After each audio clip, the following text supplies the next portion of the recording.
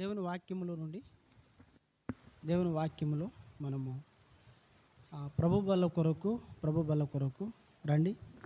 కీర్తనల గ్రంథము 30వ అధ్యాయము 12వ వచనాన్ని అందరం కలిసి చదువుదాం. రండి, 2వ లైను అందరం కలిసి చదువుదాం. యెహోవా నా దేవా, నిత్యము నేను నిన్ను స్తుతించెదను. మరోసారి చదవండి. యెహోవా నా దేవా, నిత్యము నేను నిన్ను స్తుతించెదను. ప్రభు సహాయం కొరకు మనము చిన్న ప్రార్థన చేస్తాం.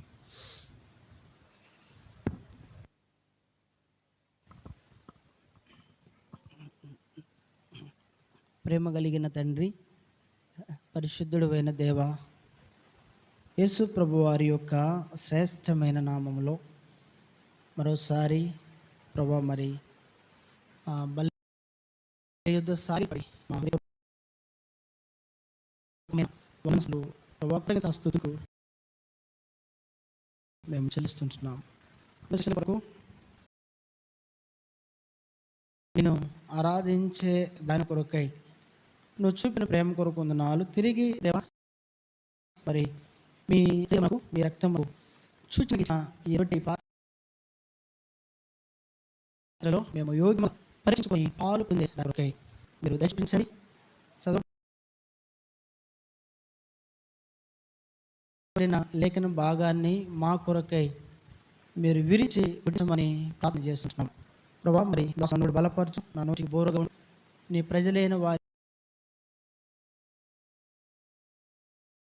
సాధ్యమైనంత వరకు రీతిలో బోధించగలిగే జ్ఞానం దయచేయమని నీ హస్తగతాలకు అప్పగించుకుంటూ నీ కృపని కోరుకుంటూ యేసు ప్రభు వారి యొక్క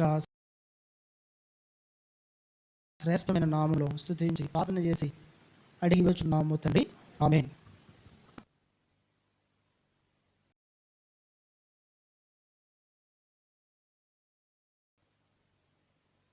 వాక్యంలో మనము ప్రభు బల కొరకు ప్రియమైన ప్రభు బిడ్డలారా మరి ఈ యొక్క కీర్తనల గ్రంథము 30వ అధ్యాయము 12వ వచనము 2వ లైను, యెహోవా నా దేవా, నిత్యము నేను నిన్ను స్తుతించెదను.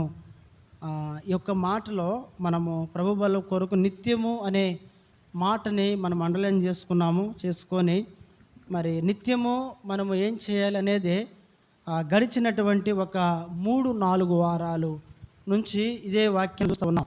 ఏమని చూస్తూ ఉన్నామంటే, దావీదు అన్నాడు కదా, నేనైతే నిత్యము దేవుని కృపయందు నమ్మికుంచదని అన్నాడు. కాబట్టి దేవుని కృప నమ్మికుంచదని అన్నాడు. నిత్యము మనం ఏం చేయాలి అనేది గడిచిన 4 వారాలు మనం చూస్తూ వచ్చినాం. అయితే అంటే దేవుని కృపని నిత్యం నమ్మికుంచాలని మనం చూసాం. కానీ దేవుని కృపని దేవుని బిడలైనటువంటి వారు దూరం చేసుకున్నారని, తొలగిపోయారని, పోతే వ్యర్థం చేసుకున్నారని, పోతే నిరర్ధకం చేసుకున్నారని, 5వదిగా తప్పిపోయారు అనేది మనం చూసాం గత దినాల్లో. మరి ఎందుకని అంటే వారు కృపని కలిగి ఉండలేకపోయినారని.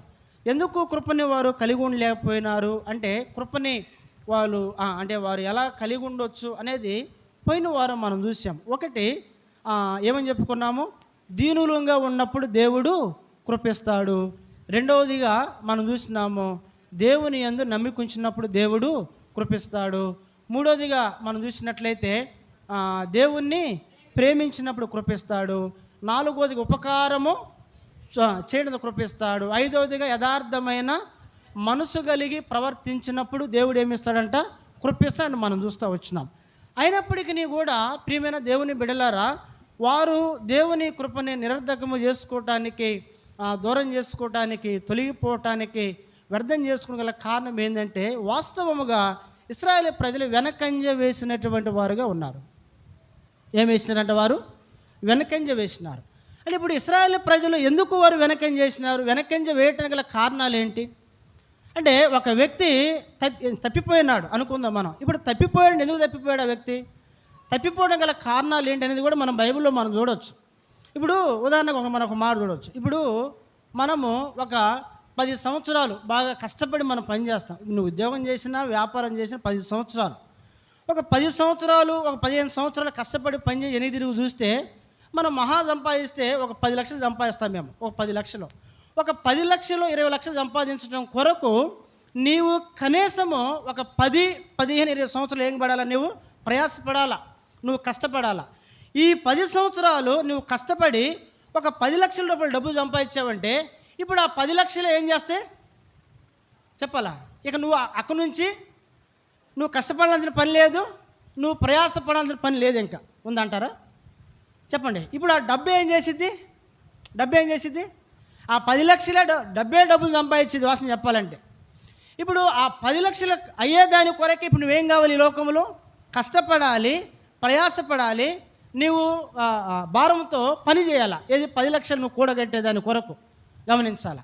ఇప్పుడు ఆ 10 లక్షలే నేనేం చేస్తాయంటే నీవు సుఖముగా, సౌఖ్యముగా, సంతోషముగా జీవించేదాని కొరకు అవి నీకు సహాయపడతా ఉంటాయి, మనకు తెలుసు బాగా.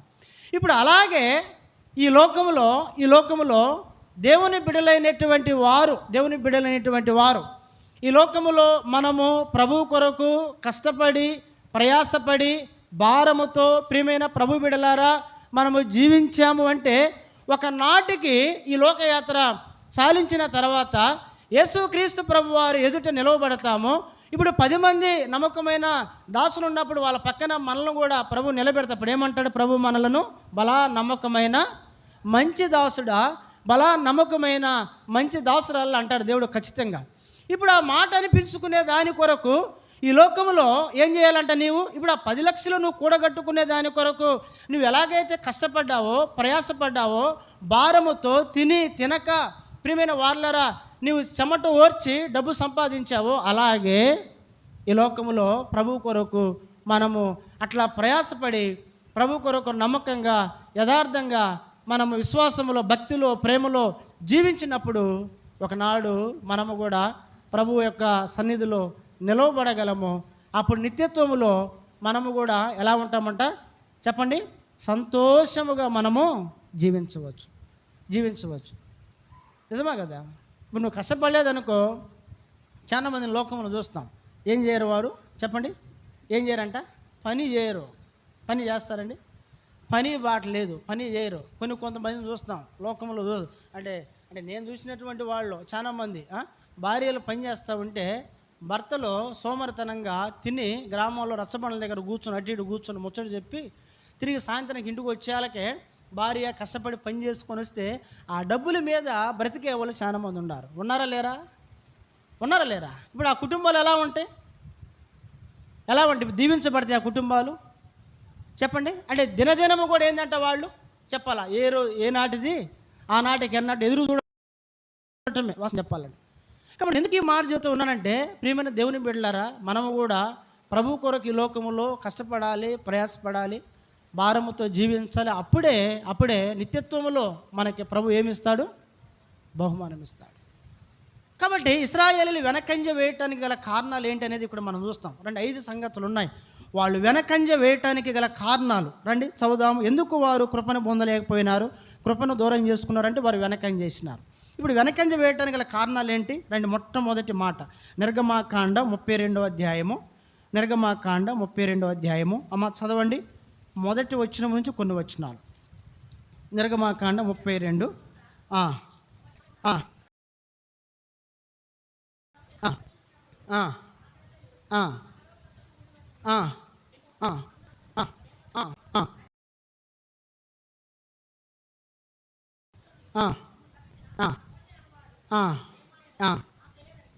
మాకు తెలియదని అతనితో చెప్పిరి.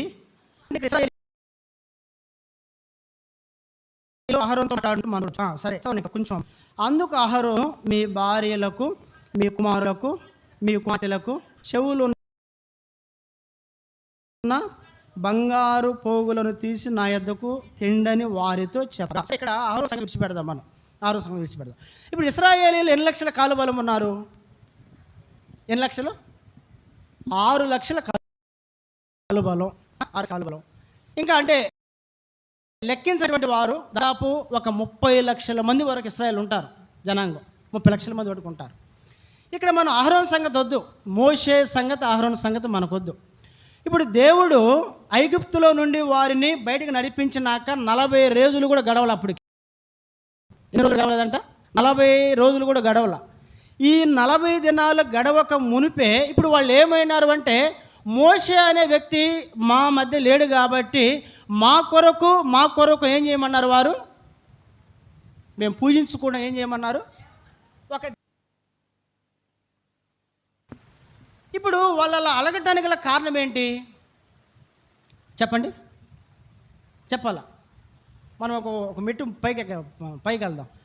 వారు అలా అడగటానికి గల కారణం ఏంటంటే, వాస్తవముగా ప్రియమైన దేవుని ఇక్కడ మోషే అహరోను సంగతి మనకొద్దు. వారు అలా అడగడానికి కారణం ఏంటంటే, వారిలో ఆత్మీయమైన నాయకులు లేరు. ఎవరు లేరు? వారిలో ఆత్మీయమైన నాయకులు లేరు. మీరు గమనించాలా. ఇప్పుడు ఆత్మీయమైన నాయకులు ఉన్నారనుకోండి, ఒక వ్యక్తి దారి తప్పాడంటే మరో వ్యక్తి ఏం చేస్తాడు? ఏం చెప్పిస్తాడు? రే ఏం పని రే, ఇది తప్పు కదా, ఇది ఏడో ఐగుప్తులో 430 సంవత్సరాలు మనం బానిసలంగా ఉంటే దేవుడు మనల్ని తీసుకొచ్చి ఇక్కడికి ఎర్ర సముద్రం దాటించలేదు దేవుడు. నీకు బుద్ధి ఉందా లేదురా అలా మాట్లాడటానికి? అంటాడా లేదా? చెప్పరేంటి? ఖచ్చితంగా ఆ వ్యక్తి హెచ్చరిస్తాడు. అంటే వాస్తవానికి ఆ ఇశ్రాయేలు ప్రజల్లో ఆ దినాల్లో వారి మధ్య ఆత్మీయమైనటువంటి అనుభవాలు కలిగినటువంటి నాయకులు అనేవారు వారి మధ్య లేరు. వారి మధ్య లేరు కాబట్టి ఇప్పుడు ఒక వ్యక్తి అన్నప్పుడు అందరూ అదే బాట పట్టినారు.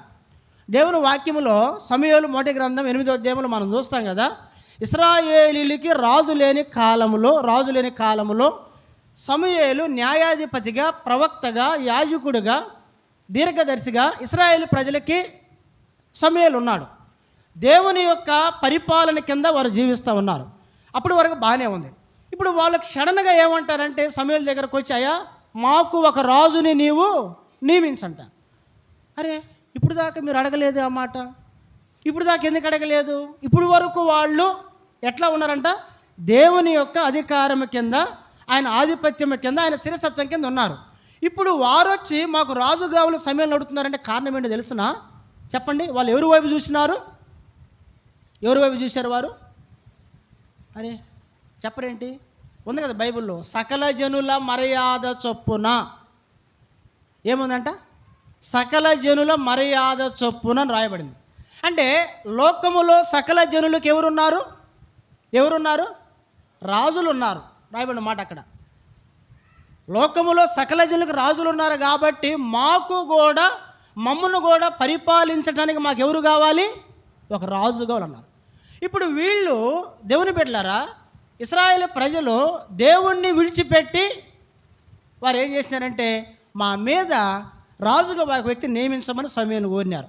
సమూయేలు ఏడుస్తూ ఉంటే దేవుడు అన్నాడు, అయ్యా నువ్వు ఏడవ మాకు, నువ్వెందుకు ఏడుస్తావు? వాళ్ళు విసర్జించింది ఎవరిని?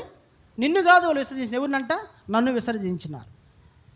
అంటే ఏంటి అర్థము? సకల జనం అంటే వారు లోకములో ఉన్నటువంటి మనుషులందరూ ఏ రీతిగా జీవిస్తూ ఉన్నారో అలాగనే మేము కూడా ఏం చేయాలనుకున్నారు? వారు జీవించాలనుకున్నారు.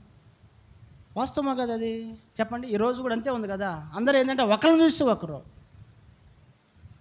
అక్కడ అలా జరిగినప్పుడు ఇక్కడ ఎలా జరగడానికి ఏముంది? వాళ్ళు అలా ఉన్నప్పుడు మేము ఎలా ఉండటానికి ఏమైంది అంటే ఏంటి అర్థము? వాళ్ళే అలా ఉన్నప్పుడు మేము ఎలా ఉంటాం అర్థం. ఇప్పుడు దీన్ని ఏమంటారు? ఇప్పుడు ఇది కూడా సకల మర్యాద కాదా? చెప్పండి. ఇప్పుడు భిన్నంగా జీవించినటువంటి వారు పరిశుద్ధ గ్రంథమైన బైబిల్లో రండి మనం చూద్దాం. దానియేలు గ్రంథము ప్రియమైన దేవుని బిడ్డలారా 3వ అధ్యాయము 6వ వచనం. దానియేలు గ్రంథం 3వ అధ్యాయం 6వ వచనం చదువుదాం. 3:6 చదవండి ఒకసారి అమ్మ. 3:6 దానియేలు గ్రంథం 3:6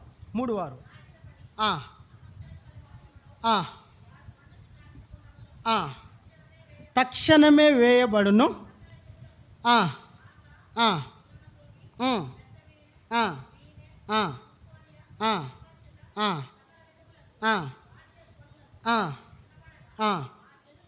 ఆ జనులను, దేశస్థులను, ఆయా భాషలు మాట్లాడు వారు ఎవరున్నారు ఇక్కడ?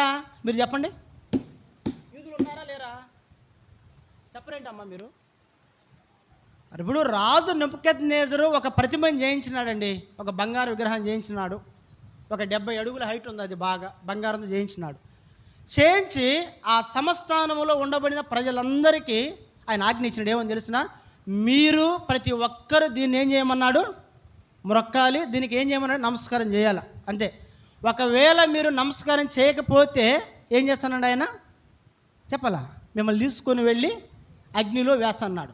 ఇక్కడ రాయబడిన మాట ఏంటంటే, ఆ సంస్థానములో ఉండబడిన ప్రజలు, ఆయా జనులు, ఆయా భాషలు మాట్లాడువారు. వాస్తవంగా నెబుకద్నెజరు కాలంలో యూదులు 70 సంవత్సరాలు చెరలో ఉన్నారు.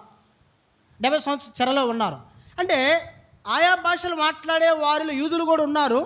యూదుల్లో బహుశా మనకు తెలిసి చాలామంది కూడా ఏం చేస్తుంటారు, ఉంటారమ్మా, నమస్కారం చేస్తుంటారా లేదా? ఖచ్చితంగా చేయాల్సిందే. చేయకపోతే ఏంది గత్యంతరం లేదని అంటారు కదా. లేకపోతే ఏంది చెప్పాలా, ఆయన మమ్మల్ని ఏం చేస్తాడు, అగ్నిలో వేస్తాడు. ఈ ఒక్క పూటకే కదా, ఈ ఒక్క పూట ఎట్లా మన మనసు కఠినపరుచుకునైనా సరే పోయి ఊరక అట్లా నమస్కారం చేసి వద్దాము. మరలా రేపు వచ్చి ఏం చేద్దాం, మనలోనే మనం ఏం చేసుకుందాము చెప్పండి, శుద్ధి చేసుకుందాం అని బహుశా వాళ్ళు అనుకుని ఉండొచ్చు వాళ్ళు. కానీ ఇక్కడ 3 వ్యక్తులు ఉన్నారు. ఈ 3 వ్యక్తులు ఏం చేసినారు, వారు చెప్పాలా, వారు సకల జనుల మర్యాద చొప్పున ముందుకు సాగినటువంటి వారు కారు. బైబిల్లో ఉంది ఆ మాట, మనం చదువుతాం. చూడండి, ఆ మాట చదవండి. ఇప్పుడు దానియేలు గ్రంథం 3వ అధ్యాయము 18 వచ్చింది, చదువుదాం. దానియేలు గ్రంథం 3:18. రాజా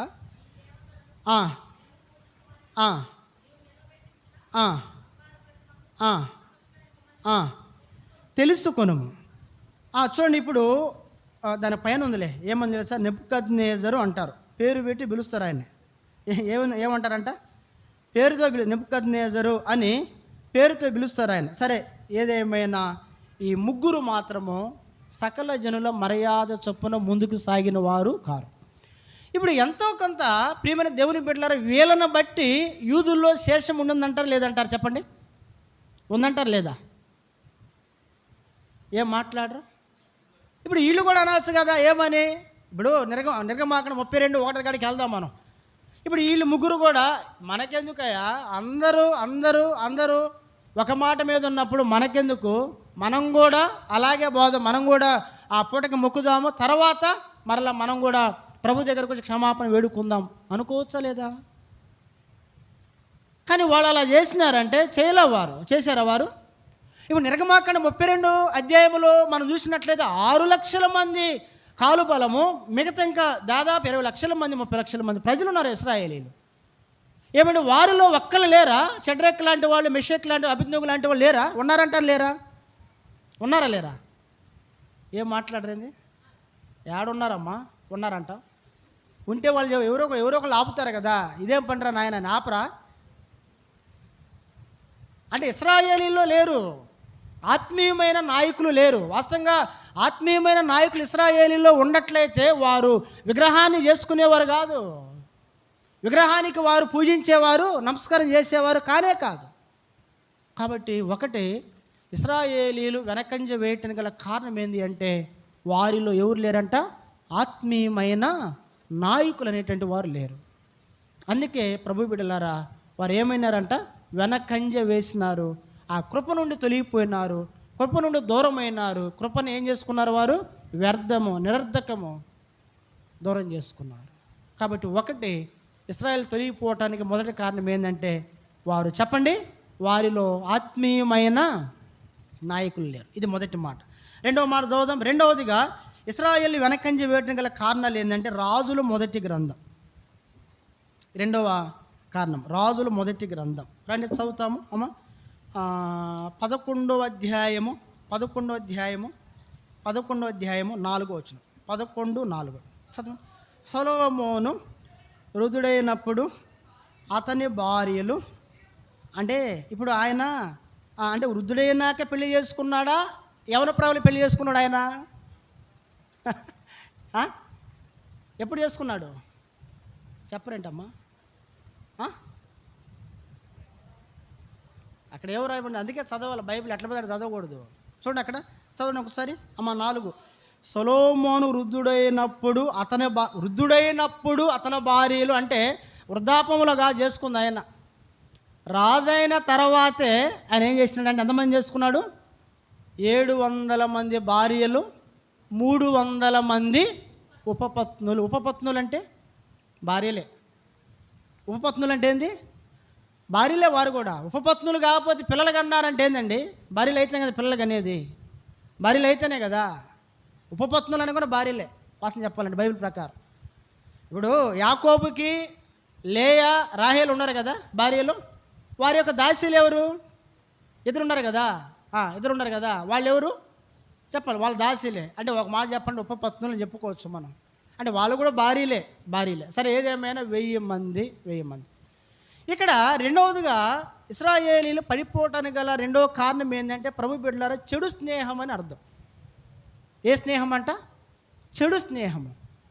వాస్తవముగా పరిశుద్ధ గ్రంథమైన బైబిల్లో ద్వితీయోపదేశకాండం 17వ అధ్యాయము 17వ వచనంలో ఒక మాట ఉంటుంది. 17:17లో ఆ మాట చదవండి ఒకసారి. 17 ఒకసారి చదవండి ఆ మాట. మనం ముందుకెళ్దామమ్మా.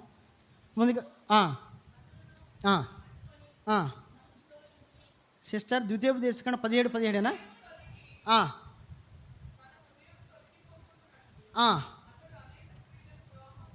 ఇప్పుడు రాజైన సొలొమోను హృదయం తొలిగిపోవడం గల కారణం ఏంటి? అనేకమైన స్త్రీలను ఏం చేసినాడు ఆయన? వివాహం చేసుకున్నాడు. అంతేనే కదా బైబిల్ రాయబడి ఇక్కడ ద్వితీయోపదేశకాండము 17:17 స్పష్టంగా ప్రభు మాట చూడండి. తన హృదయం తొలగిపోకుండాన్నట్లు అతడు అనేక స్త్రీలను వివాహము ఏం చేసుకోకూడదంట? చేసుకోకూడదు. 1000 మందిని ఎట పరిపాలించాడు ఆయన. మరి ఈ దినాల్లో ఒక పురుషుడికి ఒక భార్య ఉంటేనే కష్టమైపోతుంది చాలామందికి. 4 గంటలు కూడా పోతుంది పైన కదా కొంతమందికి మనం చూస్తాం. వాస్తవే, నిజం. దేవుని బిడ్డలారా, నేను ఒక ఊరిలో చూసిన చాలా పెద్ద ఆయన. ఎంత ఉంటాడంటే, ఇదిగో చెక్క హైట్ ఉంటాడమ్మా, చెక్క హైట్ ఉంటాడు మనిషి. ఇంతలో ఉంటాడు మనిషి. నాకు తెలిసి పిడుగురాలు అటువంటి వ్యక్తి నేను చూడలే. ఇవి వచ్చి 10 నెలల్లో అంత హైట్ ఉంటాడు. ఇంతలా ఉంటాడు మనిషి. ఆయన మస్తానని ఆయన పేరు. అంకుల్ పిలుస్తూ ఉంటాను. వాళ్ళ భార్య ఉంది, ఆంటీ.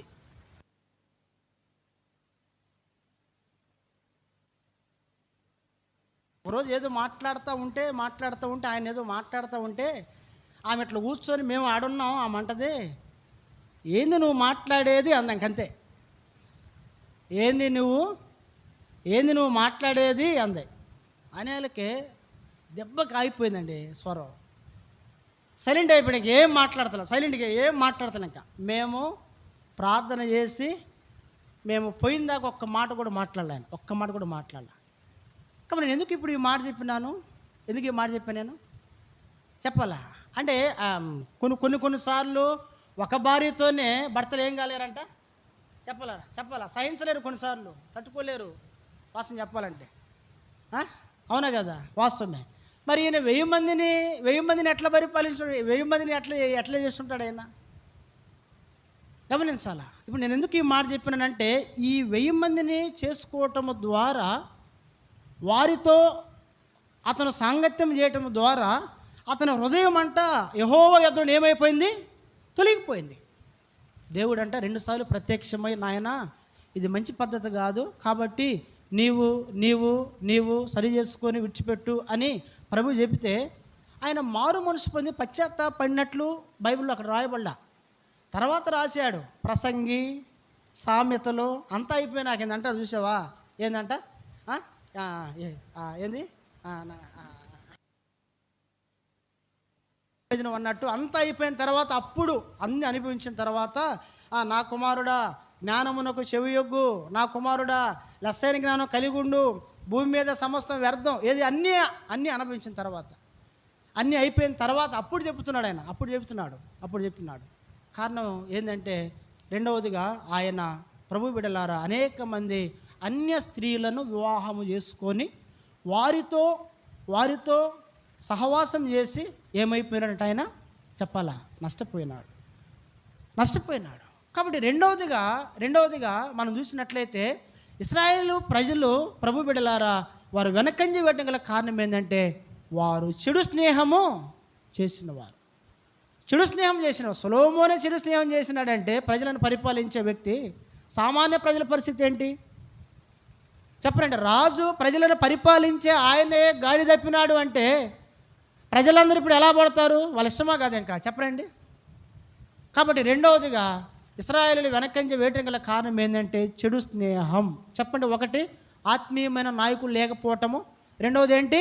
చెడు స్నేహము. చెడు స్నేహం బైబిల్లో ఉంది కదా, దుష్ట సాంగత్యము మంచి నడవడికని ఏం చేసిద్దంట? చెరుపును. కాబట్టి ఇది రెండవ మాట. మూడో మాట చదువుదాం రండి. మూడో మాట చదువుదాం. మూడవదిగా ప్రభు బిడ్డలారా చదవండి ఒకసారి రండి చదువుదాము. రెండవ దినవృత్తాంతముల గ్రంథం మూడవదిగా ఇశ్రాయేలీయులు వెనకంజ వేయటం గల కారణం ఏంటంటే రెండవ దినవృత్తాంతం 2వ గ్రంథం 25వ అధ్యాయము 2వ వచనం. 25:2 చదవండి అమ్మా. 25:2. అతడు యెహోవా దృష్టికి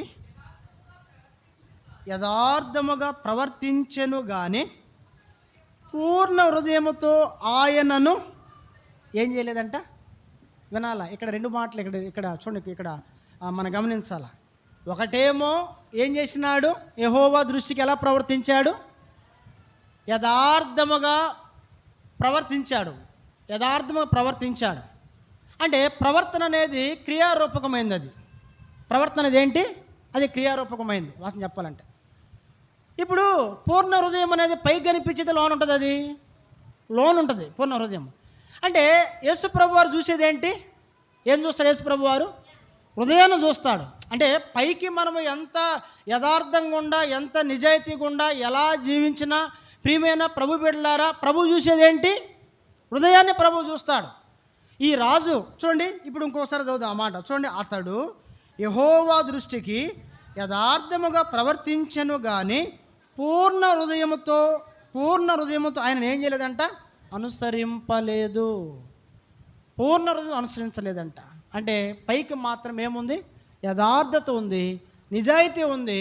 ప్రియమైన ప్రభు బిడ్డలారా, లోన మాత్రము ఏమి లేదంట? హృదయంలో మార్పు అనేది లేదు. 14వ వచనంలో ఉంది చూడండి. 14లో చూద్దాము. అమాజ్యా చదువు. అమాజ్యా ఎదోమీయులను ఓడించి తిరిగి వచ్చిన తర్వాత అతడు సేరు వారి దేవతలను తీసుకొని వచ్చి చెప్పాలా, తనకి దేవతలుగా నిలిపి వాటిని ఏం చేసినాడంట? హృదయములో పరిపూర్ణత అనేది పరిపూర్ణమైన హృదయం లేకపోతే మనుషులు ఏమైపోతారంటండి? చెప్పండి, ఏమైపోతారు? మనుషులు తప్పిపోతారా లేదా? వెనకంజి వేస్తారా లేదా?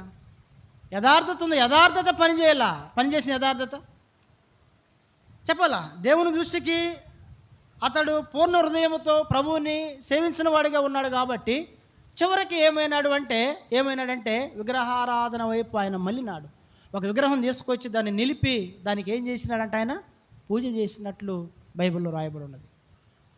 అంటే ఇప్పుడు దీనిని బట్టి ప్రభు ఏం చూస్తాడు? యథార్థతను చూస్తాడా? ప్రభు హృదయాన్ని చూస్తాడా? దేన్ని చూస్తాడు దేవుడు? చెప్పాలా, హృదయాన్ని ప్రభు చూస్తాడు. ఒక మాట చూడండి, ఇప్పుడు చూడండి.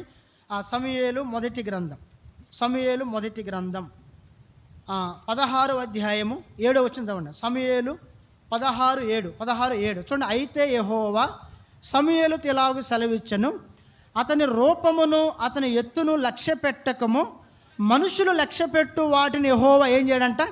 అంటే మనుషులు ఏమి లక్ష్య పెడతారంట? రూపాన్ని లక్ష్య పెడతారు. లేకపోతే గొప్పవారు, పెద్దవారు, గనులైన వారు, లేకపోతే అందచందం గలవారు, ధనికులు, పేరు ప్రఖ్యాత కలిగినటువంటి వారు, వాటినే మనుషులు ఏం చేస్తారు? లక్ష్య పెడతారు. కానీ దేవుడు పై రూపాన్ని లక్ష్య పెట్టేవాడు కాడు. ప్రభు లక్ష్య పెట్టేది ఏంటి? ఆయన హృదయమును ఏం చేసేవాడంట? లక్ష్య పెట్టేవాడు. హృదయాన్ని చూసేవాడు దేవుడు. అంటే ఆయన ఎదుట హృదయం అనేది ఎలా ఉండాలంట ప్రభు బిడ్డలారా? సరైనదిగా ఉండాలి. అపోస్తుల కార్యములు 8వ అధ్యాయం 21వ వచనం చూడండి. అపోస్తుల కార్యములు 8:21 చదవండి ఒకసారి. అపోస్తుల కార్యములు 8:21 చదవండి ఒకసారి చూడండి. నీ హృదయము దేవుని ఎదుట సరైనది కాదు గనుక ఈ కార్యమందు నీకేమి లేదంట. ఏ కార్యమందు? పరిశుద్ధ ఆత్మ పొందే కార్యమందు గారడి సీమోనికి ఏమి లేదంట? ఏమి లేదు? ఆయనకి పాలు లేదు. గమనించాలా. ఈ ప్రియమైన దేవుని బిడ్డలారా, ఇప్పుడు మరి ఆయన శరీర రక్త మాంసములో పాలి భాగస్సులు కావాలి అంటే ఇప్పుడు మన హృదయం కూడా ఎలా ఉండాలంట చెప్పండి? సరైనదిగా ఉండాలి, సరైనదిగా ఉండాలి. ప్రభు సెలవిచ్చే మాట అది. కాబట్టి మూడోదిగా మనం చూసినట్లయితే ఇశ్రాయేలు ప్రజలు వెనకంజ వేయటానికి గల కారణం ఏంటి? మూడోది అంటే చెప్పండి వాస్తవంగా ఏంటంటే ఈ మాట ప్రకారము వారు లోకాన్ని ఏం చేయలేకపోయినారు? జయించలేకపోయినారు అని అర్థం. ఆయన ఎక్కడికి ఏ పాటికి రాజు లోకానుసారంగానే ఆలోచన చేసినాడు, కానీ రాజు స్థాయికి తగ్గట్లు నేను జీవించాలా, నేను బ్రతకాలా, నా ప్రజలను పరిపాలించాలా అని లోకానికి తగినట్లుగా జీవించినాడు, కానీ లోకాన్ని మాత్రం ఆ వ్యక్తి ఏం కలదంట? జయించలేకపోయినాడు. అంటే లోకముతో రాజీపడి ఈనాడు అనేకులు ప్రభు బిడ్డలైనటువంటి వారు అనేకులను మనం చూస్తాం. ప్రియమైన దేవుని బిడ్డలారా, అనేకులు కూడా ఏంటంటే లోకాన్ని ఏం చేయలేకపోతున్నారు? జయించలేకపోతున్నారు. లోకానికి రాజీ పడలేక లోకములోనే జీవిస్తూ లోకము వైపే చూస్తూ జీవించేవారు అనేకులు లేకపోలేదు. ప్రభు తెలియజేసే మాట 1 యోహాను 2:15 ఉంది కదా, ఎవడైనను చూడండి లోకమును ప్రేమించిన ఎడల అనే మాట ఉంటుంది అక్కడ. గమనించాలంటే ఒక రాజే తన స్థాయికి తగినట్లుగా యథార్థంగా ఉన్నప్పటికీ కూడా తన హృదయం దేవుని ఎదుట ఏమీ లేదు, సరైనదిగా లేదు, నిలుపుకోలేకపోయినాడు. కారణం ఏంటంటే ఆ వ్యక్తి లోకాన్ని జయించలేకపోయినాడు, అంటే లోకముతో రాజీ పడలేకపోయినాడు. కాబట్టి మూడోదిగా ఒక వ్యక్తి ఆత్మీయంగా వెనకంజ వేయడానికి గల కారణం ఏంటంటే ఆ వ్యక్తి ఎప్పుడైతే లోకాన్ని జయించలేడో ఏమైపోతాడు ఆ వ్యక్తి? చెప్పండి వెనకంజి వేస్తాడు. వెనకంజ వేసినటువంటి వారిలో మనకి కనబడేది ఏంటి అంటే వారు లోకాన్ని జయించలేరు. లోకములో ఉన్న వాటినే వారు ప్రేమిస్తారు, లోకములోనే వారు జీవిస్తూ ఉంటారు. కారణం ఏంటంటే లోకముతో రాజీ పడలేక, లోకాన్ని జయించలేక జీవిస్తూ ఉంటారు. ఇక్కడ రాయబడిన మాట అదే. ఈ రాజు యథార్థంగానే ఉన్నాడంట, కానీ హృదయం మాత్రము ఏమి లేదు దేవుని దృష్టికి చెప్పాలా, దూరముగా ఉందంట. అక్కడ గారడి సీమోను పరిస్థితి కూడా అదే. పేతురు అన్నాడు కదా, పిలుపు పేతురు ఏమన్నారు? దేవుని ఎదుట నీ హృదయం ఎలా లేదు? సరిగా లేదు, నీ హృదయం సరిగా లేదు. పేతురు పోతే ఫిలిప్పు చెప్పిన మాట అది, కాబట్టి మూడోదిగా ప్రియమైన ప్రభు బిడ్డలారా, ఇశ్రాయేలీలు వెనకంజ వేయడం గల మూడో కారణం ఏంటంటే వారు లోకమును ఏం చేయలేకపోయినారు? లోకాన్ని జయించలేకపోయినారు. కాబట్టి దినదినము కూడా హృదయాన్ని ఏం చేసుకోవాలి? యాకోబు రాసిన పత్రిక 4:8 ఉంది కదా ఆ మాట. యాకోబు రాసిన పత్రిక 4:8 ఒక మాట మనం చదువుదాం. 4:8 చదవండి. 4:8 చూడండి. ఆ దేవుని యొద్దకు రండి, అప్పుడైనా మీ యొద్దకు వచ్చును. పాపులారా మీ చేతులను శుభ్రపరచుకునుడి. ద్విమనసుకులారా మీ హృదయములను ఏం చేసుకోమన్నాడు ఆయన? హృదయములను పరిశుద్ధపరచుకున్నాడు. కాబట్టి మూడోదిగా వారు వెనకంజ వేయడం గల కారణం ఏంటంటే చెప్పండి లోకాన్ని ఏం చేయలేకపోయినారు? జయించలేకపోయినారు. హృదయము దేవుని ఎదుట సరిగా లేదు. అందుకే ఆయన అన్నాడు. ఇది మూడో మాట. రండి 4వ మాట చదువుదాం. 4వ మాట లోకాసు వార్త 4. ఇప్పుడు చెప్పండి ఒకటి చెప్పండి. వాళ్ళు ఎందుకు వెనకం చేసినారంట? ఆత్మీయమైన నాయకులు వారి మధ్యలో లేరు. ఆత్మీయమైన నాయకులు వారి మధ్యలో ఉంటే చెప్పండి వారు విగ్రహారాధన వైపు మళ్ళేవారు కారు. రెండవది చెప్పండి ఏంటి? చెడు స్నేహం. సొలొమోను 1000 మంది భార్యను చేసుకున్నట్టు ద్వారా ఏమైపోయినాడు? ఆయన తప్పిపోయినాడు, వెనకం చేసినాడు. మూడవది చెప్పండి. లోకాన్ని జయించలేకపోవటం అని అర్థం. లోకాన్ని జయించలేకపోవటం, ఇది మూడవది. రండి 4వది చూద్దాం. ఒక వ్యక్తి వెనకంజ వేయటానికి గల కారణం ఏంటంటే 4వదిగా రండి 4వ మాట చదువుదాం. లోకాసు వార్త 8వ అధ్యాయము. లోకాసు వార్త 8వ అధ్యాయము. అమ్మ చదవండి 8. లోకాసు వార్త 8:13 వచ్చింది తల్లి. 8:13 చదవండి.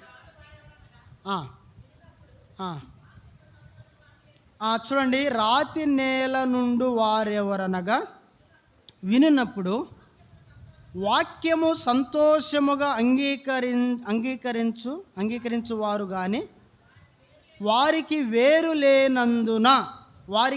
లేనందున కొంచెము కాలము నమ్మి శోధన కాలమున తొలగిపోవుదురు. వినాలి జాగ్రత్తగా, ఇక్కడ తొలగిపోవుదురు అనే మాట ఉంది ఇక్కడ. అంటే నాలుగోదిగా ఇశ్రాయేలీలు వెనకంజ వేయటానికి గల కారణం ఏంటి? నాలుగోదిగా అంటే వాస్తవముగా వారి జీవితంలో ఆత్మీయమైనటువంటి లోతు అనేది లేకపోవటం అని అర్థం. ఇప్పుడు రాతి నేల పడినటువంటి విత్తనం ఏమైపోద్ది? ఇప్పుడు విత్తనం అనేది ఎక్కడ పడాలా? నేల మీద పడాలా? నేల మీద కూడా అది ఎలా పడాలా చెప్పాలా? కొంచెం లోతుగా పడాలా? లోతుగా పడాలా లేదా? లోతుగా పడకపోతే కదా. ఇప్పుడు పత్తి విత్తనాలు వేయడానికి వెళ్తారు కదమ్మా, వెళ్తారా మీరు? పత్తి విత్తనాలు వేయటానికి వెళ్ళినప్పుడు రైతులు ఏం చెబుతారు? అమ్మ కొంచెం పైపుని పెట్టండి అంటారు, కొంచెం లోతు పెట్టమంటారా? అమ్మ కొంచెం లోతు పెట్టమంటారు. ఇప్పుడు మేము చిన్నప్పుడు మరి మిరప మొక్కలు నాటడానికి వెళ్ళాం. మిరప మొక్కలు నాటడానికి పోతే అది ఏమంటారంటే కంట్రాట్కి పోయారండి. కంట్రాట్ అనేది అక్క కంట్రాటేనా? కాంట్రాక్ట్ ఇది అంటారు, సరే ఏదో ఒకటి. అంటే ఎకరానికి ఇంతని రైతు డబ్బులు ఇస్తాడు, ఒక 1000-2000 ఇస్తాడనమాట. అవి అందరూ పంచుకునేది. అంటే బ్రదర్స్కి ఏమో కొంత ఎక్కువ ఇస్తారు, ఎందుకంటే వాళ్ళు నీళ్లు మోసి పాదులు కొట్టాలి కాబట్టి వాళ్ళకి ఎక్కువ ఇస్తారు. సిస్టర్స్ వాళ్ళు మొక్కలు నాటుతారు తక్కువ. ఒకసారి ఒకటే ప్లాటు, 10 ఎకరాల ప్లాటు, 10 ఎకరాలు చేని మిరప మొక్కలు నాటుతాను పోతే కొంచెం తక్కువ మంది ఉన్నారు. తక్కువ మంది ఉండటం ద్వారా ఏం జరిగిందంటే ఆయన చేను రైతు లేకుండా ఏదో మిరప నారు కోసం ఆయన పోయాడు. పోతే నాటింది ఎవరికి తెలిసిద్ది? పోతే వీళ్ళు పాదులు దువ్వే వాళ్ళేమో ఊరకట్లా కోడి తెలియదు చేశారా అట్లా అంటున్నారు కర్రతో, అట్లనే వాళ్ళు పోతూ ఉన్నారు. వాళ్ళు నీళ్ళు పోస్తూ ఉంటే వీళ్ళు మిరప మొక్కలు పెట్టే వాళ్ళు ఎలా పెడుతున్నారంటే కొంచెం మట్టి తీసి లోన పెట్టి పెట్టారు కదా, పెట్టకుండా పైపుని ఎట్లా పెట్టిపోతున్నారు. పైపుని పెట్టిపోయాను. మా చేను పక్కనే ఉంటుంది వాళ్ళ చేను కూడా. ఆ 10 ఎకరాల చేను పక్కన మా చేను, అదే రోజు మా చేను కూడా నాటాం మిరప మొక్కలు. మీరు నమ్మండి, దాదాపు ఒక 75% ఆ మిరప మొక్కలన్నీ ఎండిపోయి చనిపోయినాయి. అన్నీ చనిపోయినాయి. ఎందుకు చనిపోయినాయి అన్నీ అంటే వాసన చెప్పండి ఎందుకు చనిపోయినంట? ఆ మిరపనారు ఏరు అనేది ఎక్కడ పెట్టలేదు వారు? లోతులో పెట్టల. ఆ లోతులో పెట్టకపోవటం ద్వారా ఆ పైన ఏరు ఉండటం వల్ల ఏమైందంట, ఎండ దానికి తగిలి ప్రభు బిడ్డలారా ఆ మిరప మొక్కలన్నీ చనిపోయినాయి. చనిపోయినాక తర్వాత పాపం చాలా బాధపడ్డాడు ఆయన. నేను కూడా ఉన్నప్పుడు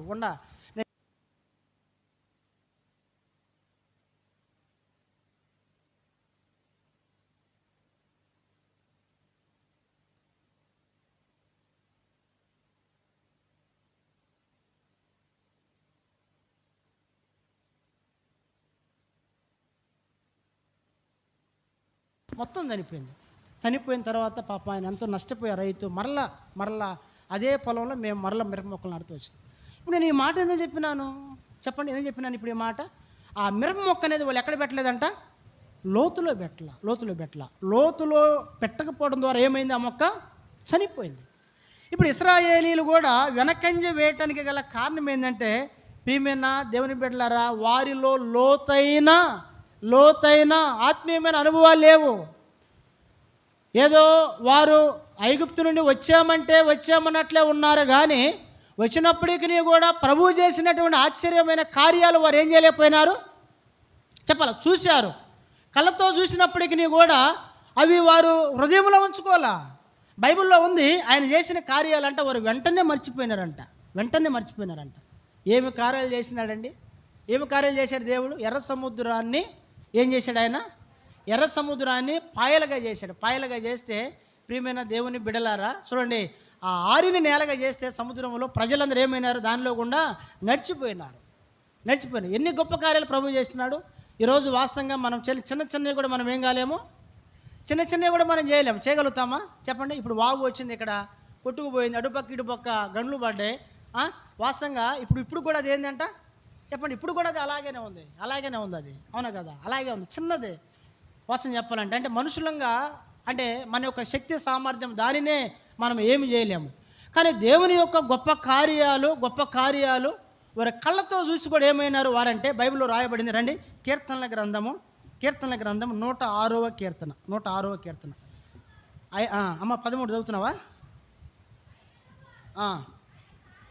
ఆయన కార్యములను ఓ ఏంటంట, అయినను వారు ఆయన కార్యములు ఏం చేసినారంట, వెంటనే మర్చిపోవడానికి గల కారణం ఏంటి? వారిలో ఏమీ లేదు, లోతైన వేరు అనేది లేదు.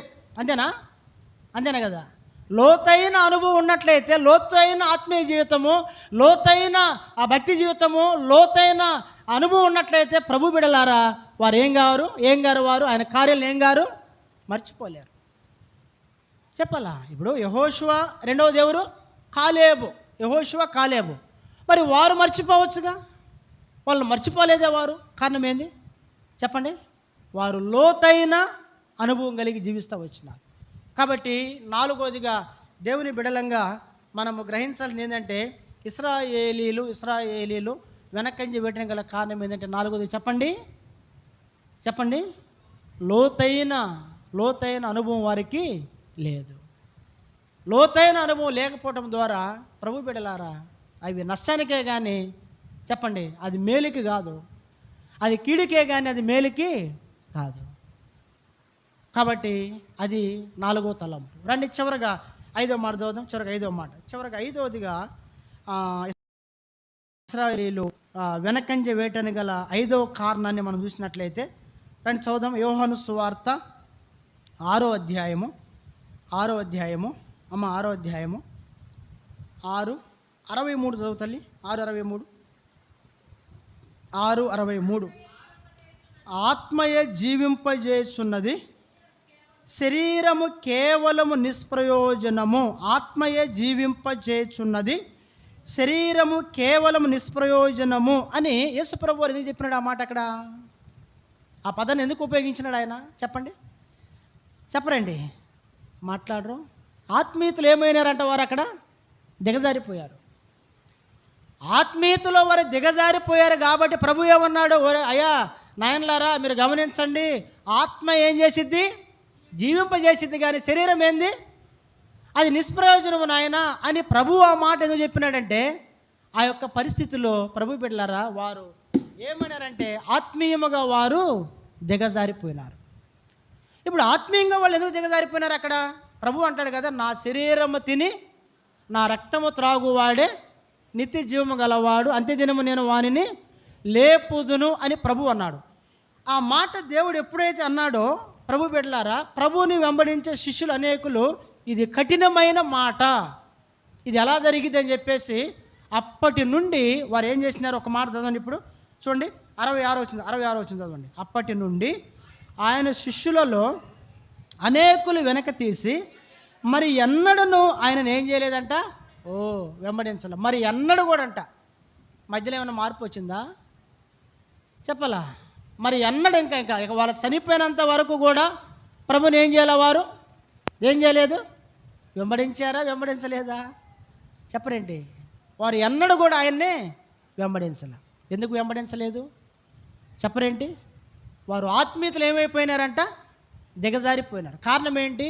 ప్రభు అన్నాడు, జాగ్రత్త వినాలి మీరు, నా శరీరము తిని నా రక్తము త్రాగువాడే నిత్య జీవము గల ప్రభు చెప్పినాడు.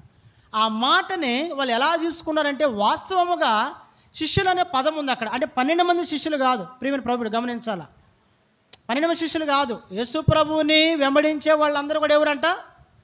ఆయన వెంబడి వచ్చేవాళ్ళు, ఆయన వాక్యం వినేవాళ్ళు, ఆయన బోధ వినేవాళ్ళు అందరూ కూడా ఎవరంట? ఆయన శిష్యులే.